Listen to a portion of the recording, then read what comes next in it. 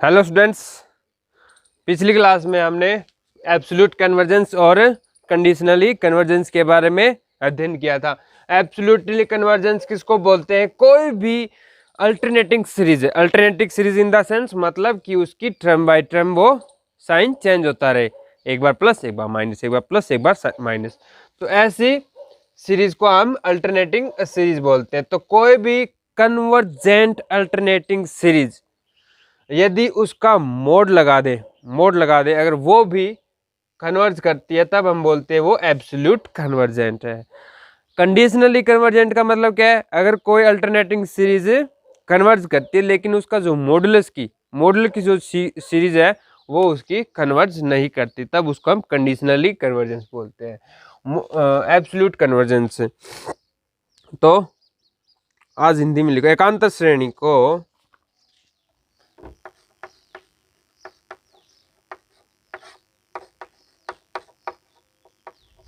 एकांतर श्रेणी summation u1,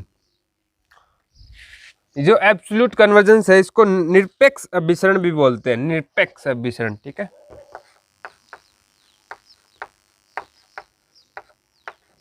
निरपेक्ष अभिसरण।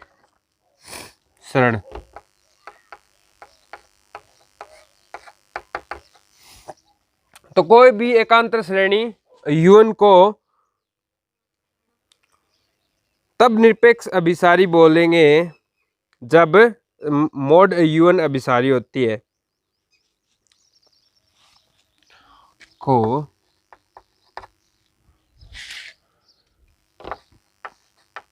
तब निरपेक्ष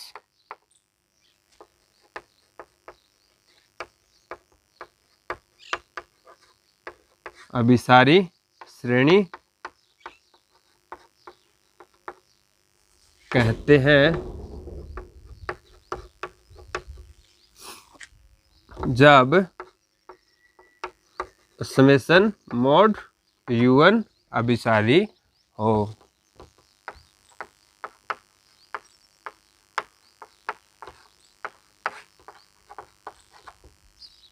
ठीक है बच्चों। तो any alternating series is called absolute convergence if summation mode u1 is a convergent series, तब हम उसको एब्सोल्यूट कन्वर्जेंट बोलते हैं। इसके एग्जांपल्स ले सकते हैं। एग्जांपल समेशन -1 की power n by n square, तो ये p सीरीज है या फिर p अल्टरनेटिंग सीरीज है, और जिसमें p की वैल्यू ग्रेटर देन 1 या फिर p की वैल्यू क्या है and p is greater than 1, तो ये सीरीज हमारी कन्वर्ज करती है। या फिर हमने एक p सीरीज का ऐसे एग्जांपल देखा था लास्ट क्लास में, ठीक है। तो ये क्या करती है? हमारी कन्वर्ज करती है। तो ये क्या हुई? हमारी एब्सोल्यूट कन्वर्जेंट इज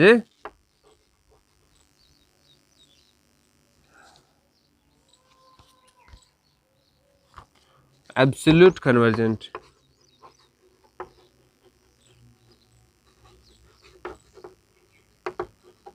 दूसरी बात देखो, एक दूसरी सीरीज ले रहा हूं मैं, समेशन 2 नंबर -1 की पावर n बाई n, तो ये सीरीज कन्वर्ज करती है, ठीक है, is convergent, but summation mode -1 की पावर n बाई n, ये क्या आएगी? समेशन 1 बाई n, ये डाइवर्ज करती है, इज ए डाइवर्जेंट सीरीज। दस समेशन -1 की power n by n is a not absolute convergent. ठीक है बच्चों, आई ना समझ में बात? तो ये एब्सोल्यूट कन्वर्जेंट नहीं है। ये है कंडीशनली कन्वर्जेंट। कंडीशनली कन्वर्जेंट की डेफिनेशन क्या है? अगर कोई अल्टरनेटिंग सीरीज कन्वर्जेंट है और उसकी जो मोड यून करके जो सीरीज बनेगी, वो पॉजिटिव टर्म की जो सीरीज बनेगी, वो अगर डाइवर्जेंट है तब हम उसको बोलते हैं conditionally convergent.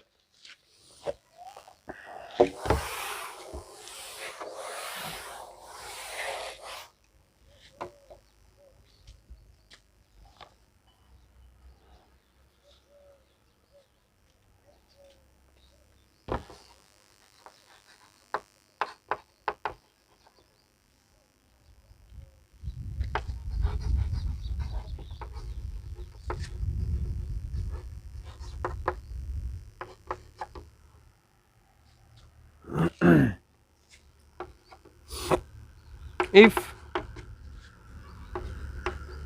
any alternating series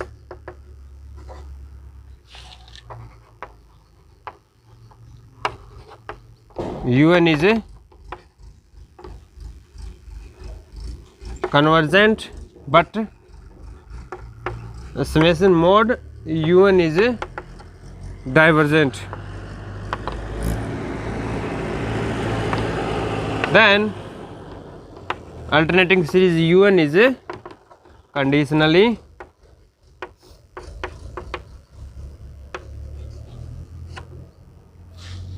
convergent,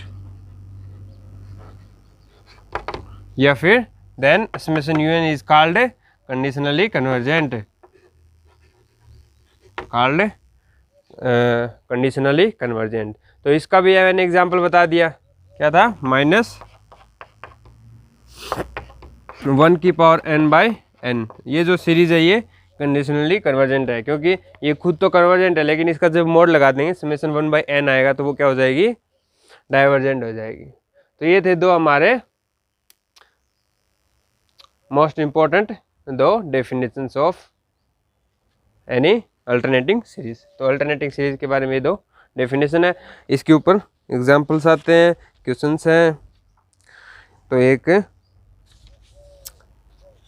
इसके ऊपर एग्जांपल करवाता हूँ और इसके बाद ये वाला चैप्टर ख़त्म।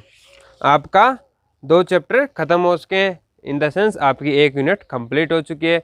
सीक्वेंस एंड सीरीज ये दोनों मिलके एक यूनिट बनाते हैं, यानी कि आपके बीकानेर यूनिवर्सिटी में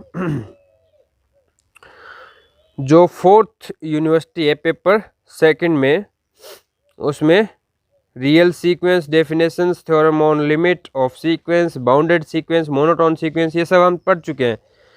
कॉची कन्वर्जेंस क्राइटेरिया, ये सीरीज में घुस चुके हैं हम, ठीक है। Cauchy convergence criteria, infinite series of non negative terms, comparison test, Cauchy integral test और ratio test, Raabe's logarithmic, De Morgan Bertrand test, alternating series, Leibniz theorem आ चुकी है, एब्सोल्यूट एंड कंडीशनली कन्वर्जेंस। इस यूनिट में आपका एक single topic ऐसा नहीं बचा जो हमने किया नहीं है। तो everything done in this unit. आप अगर अच्छे से इसमें मेहनत करोगे तो ये वाला चैप्टर आपके हर जगह काम आने वाला है, हर जगह।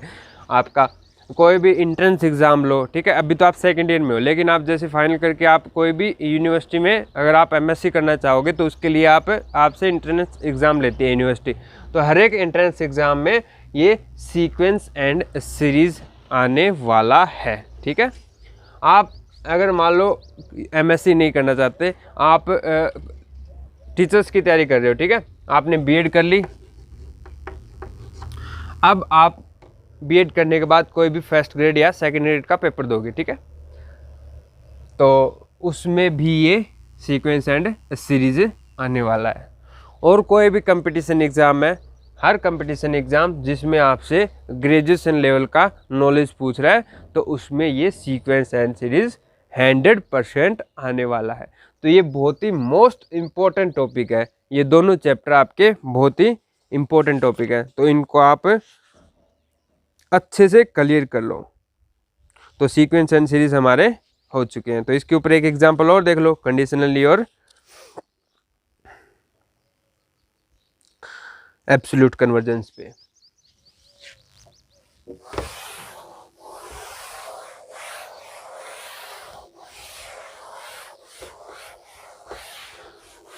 ये दोनों चैप्टर ऐसे हैं जिनके ऊपर आप जितनी ज्यादा प्रैक्टिस करोगे उतना ही ज्यादा आएगा।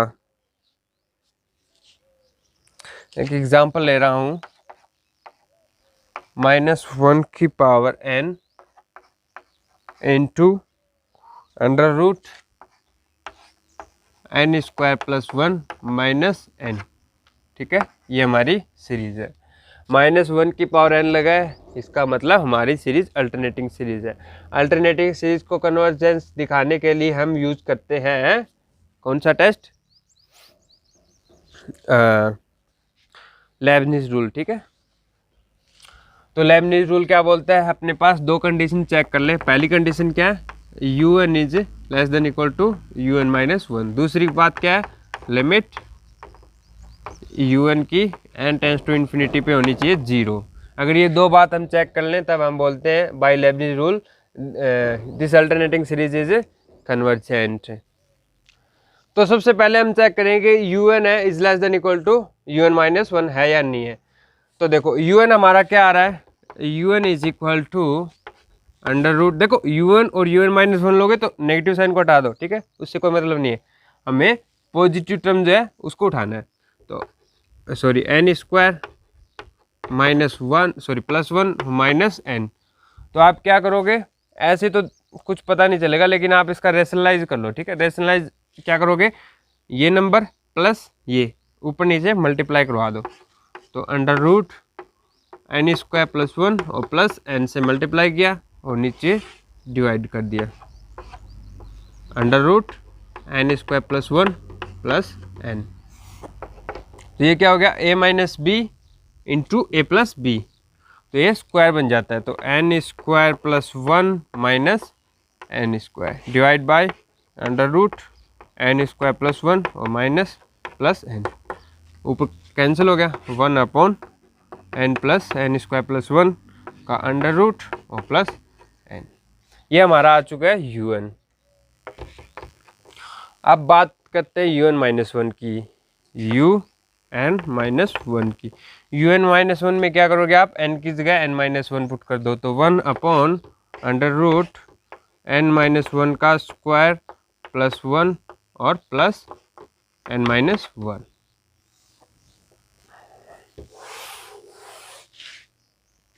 अब देखो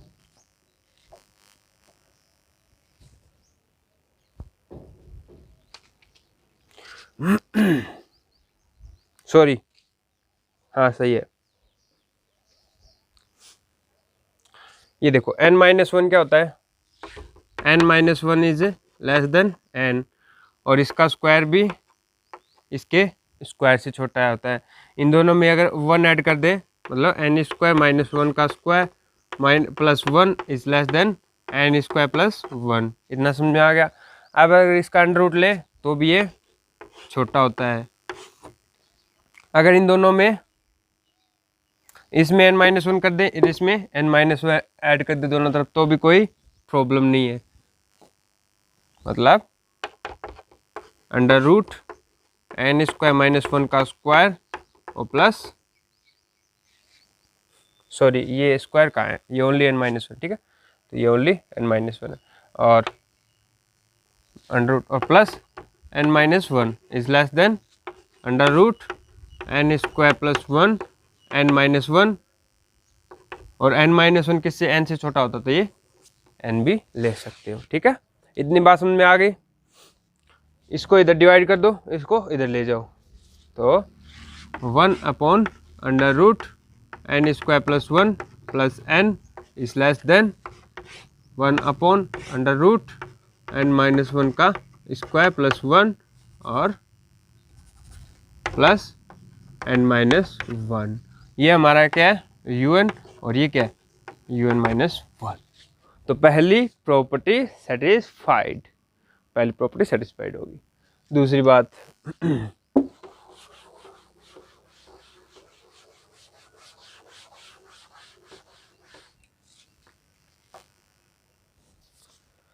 सेकंड बात क्या होती है कि हमें यू की लिमिट फाइंड करनी है। यू क्या आया था अपना √n² + 1 और प्लस n।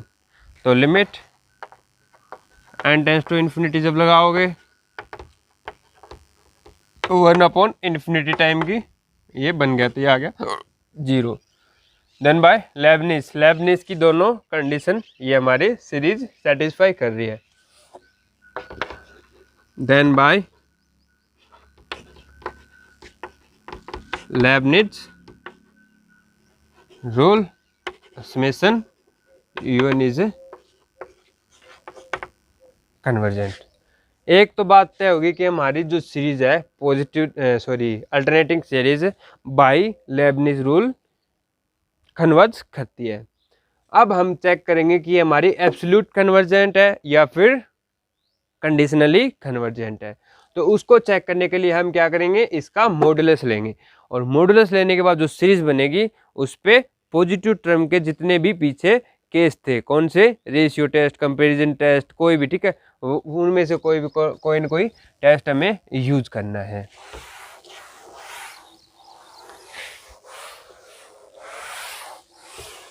तो देखो जो हमारी पॉजिटिव टर्म सीरीज है इसका मॉडुलस लेने के बाद जो सीरीज बनेगी वो क्या होगी, √n² + 1 - n। तो UN हमारा क्या आ गया, वही n² + 1 - n। और इसका जब हम रैशनलाइज किया था पिछली बार तो वैसे ही अगर रैशनलाइज कर दें तो ये आ जाएगा 1/√n² + 1 और प्लस n, ये आ गया।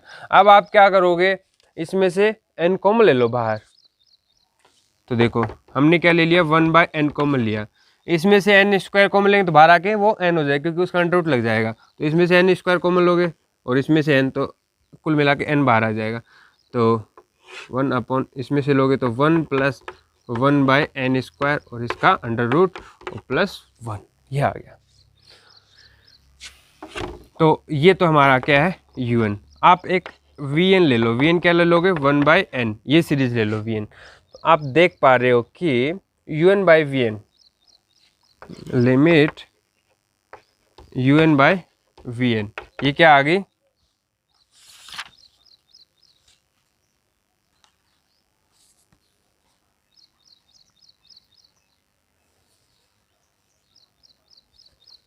UN/VN क्या आ गई, इसमें से ये हट जाएगी, बचेगी क्या, ये वाला नंबर √1 + 1/n² और +1।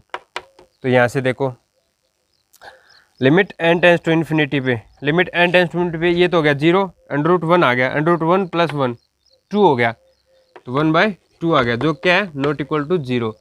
तो कंपैरिजन टेस्ट क्या बोलता है, then bye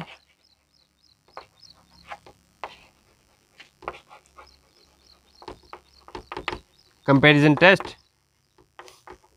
either both are convergent और डाइवर्जेंट, या तो दोनों के दोनों कन्वर्ज करेगी या फिर दोनों ही डाइवर्ज करेगी, वो एक पे डिपेंड करता है। हमें पता है कि समेशन 1/n जो सीरीज है वो क्या करती है, डाइवर्ज करती है, तो हमारी UN भी बाय कंपैरिजन टेस्ट डाइवर्ज करेगी, this is divergent series. Then by comparison test summation UN is a divergent, summation UN या फिर mod UN is a divergent. तो हमारी जो अल्टरनेटिंग सीरीज है वो तो लेबनिज रूल से कन्वर्ज करती है, लेकिन इसकी जो mod UN है वो कंपैरिजन टेस्ट से डाइवर्ज करती है। तो हमारी जो सीरीज है वो कुल मिला के कंडीशनली कन्वर्जेंट सीरीज है। तो ऐसे हमें इनकी सीरीज की कन्वर्जेंस का निर्धारण करना है, उनकी विशेषताओं का ज्ञान लेना है, ठीक है। तो आज के लिए इतना ही और हमारा ये सीरीज और सीक्वेंस वाला टॉपिक ख़त्म हो गया। आप भी, आपके लिए ख़त्म नहीं हुआ है, इसके ऊपर बहुत सारी एग्जांपल्स हैं, बहुत सारे एक्सरसाइज हैं, वो इनको आपको बैठ के घर पे आराम से निकालना है।